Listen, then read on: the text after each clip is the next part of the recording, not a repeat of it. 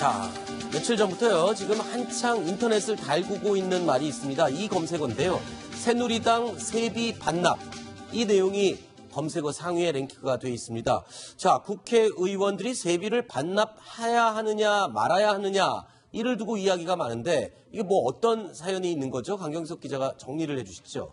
네, 저게 작년 4월 총선 전에 신문에 광고한 내용입니다. 네. 뭐냐면 저 광고를 1년간 보관해달라고 하면서 네. 5가지 저 지금 가운데 보시면 5가지 개혁 과제를 네. 1년 안에 법안으로 발의하겠다. 네. 이걸 약속하겠다, 우리는. 네. 이걸 만약에 지키지 못하면 우리는 1년치 세비를 통째로 반납하겠다. 네. 이렇게 된 겁니다. 네. 지금 저 보시는 대로 저 5가지 과제 자체가 국회에서 통과된 법안이 하나도 없습니다. 아하. 그러다 보니까 저게 지금 시한이 2017년 5월 31일, 네. 이제 딱 3일 남았죠. 네. 그리고 저 지금 당시에 새누리당 대표였던 김무성 의원이 직접 주도해서 네. 저 밑에 보시면 작은 글씨로 의원들 이름이 56명. 네. 당시에 의원이 아니었던 분들도 있죠. 물론 네. 출마를 준비하고 있던 네. 그런 원외위원장들도 있었고요.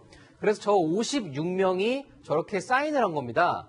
그런데 문제는 지금 이제 3일밖에 안 남아서 그러면 지금 이 세비 어떻게 반납할 거냐 이런 얘기들이 나오고 있는 건데 지금 제가 저 56명 중에 당선된 게 몇 분인지 세봤더니 네. 총 32분이었습니다. 네. 그런데 또 하나 문제가 있습니다. 지금 저 김무성 대표 당시에는 새누리당 대표였죠.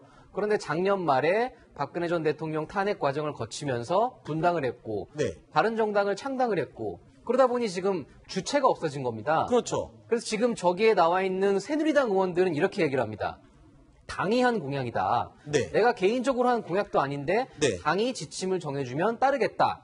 이렇게 얘기를 하고 있고 네. 당에선 이렇게 얘기합니다. 당시에 김무성 대표가 한 공약인데 우리가 어떻게 지침을 정할 수 있겠느냐. 아하. 이렇게 서로 약간 어떻게 보면 핑퐁 게임을 하고 있는 겁니다. 자, 그렇군요. 어쨌든 간에 뭐 본인들이 공개적으로 광고까지 내면서 5가지를 입법하겠다.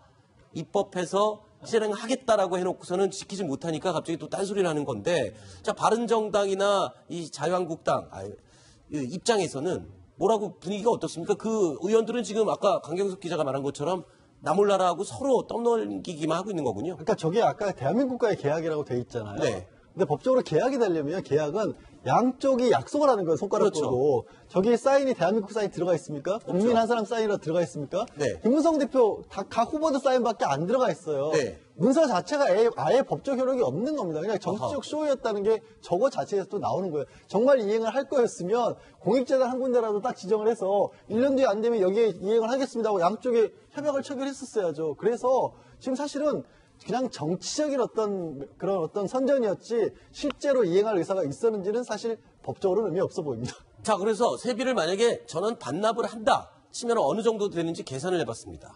자, 서명한 의원 56명 가운데 자, 의원에 당선된 사람이 32명이니까요. 자, 연봉 1억 4천여만 원, 상여금 포함해서 약 44억 원의 세비를 반납을 해서 절약할 수 있는 거 아닙니까? 근데 이제 저건 새 전일 가능성이 높기 때문에 네.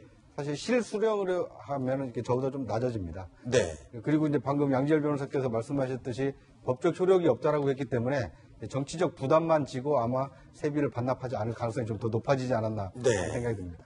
자, 그래서 이 광고대로라면요, 29일이니까 오늘 이 세비 반납 기한 이틀 전입니다. 이틀 전. 그래서요, 오늘 한 라디오 매체에서 자유한국당의 정유섭 의원이 세비 반납 약속과 관련해서 입장을 밝힌 내용이 있습니다. 뭐라고 했는지 들어보시죠.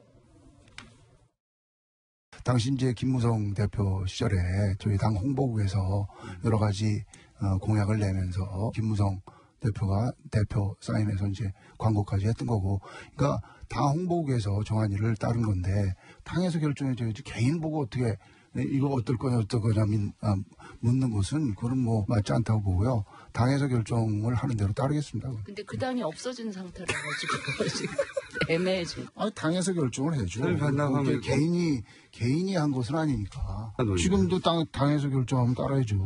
좀 억울하죠. 공약성에는 안 들어간 내용인데 뭐 당의 공약이 세전으로 합니까? 세우로 합니까? 아직 모르겠습니다. 제가 결정 안 한다. 자, 이 상태로 보면은 뭐 세비 반납하는 의원은 거의 없다고 봐야 될 것 같아요. 그렇죠? 네, 맞습니다. 지금 아까 보신 대로 얼마든지 책임의 주체를 떠넘길 수 있는 상태인 겁니다. 김무성 대표가 한 공약이다. 당이 한 공약이다. 그런데 김무성 대표 어디 갔느냐? 바른정당에 갔다.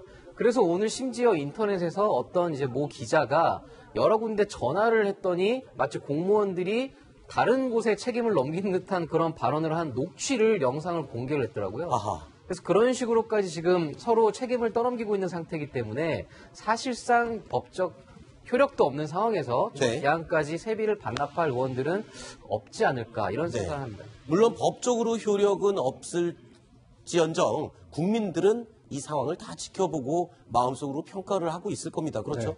그러니까 이제 중요한 것은요. 지금 1년 후에 지키지 않았다라고 해서 이렇게 넘어가면 안 되고요. 네. 만약에 다음 달 정도에 총선이 있었다면 다 지켰을 겁니다. 아하.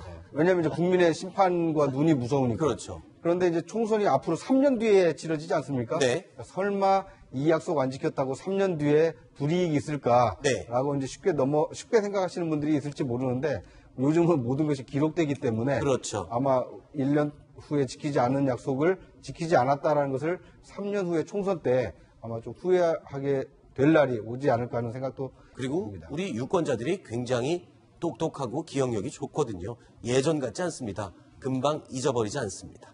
자, 뉴스탑 10. 7번째 순위는 어떤 내용이 기다리고 있는지 확인해 보시겠습니다.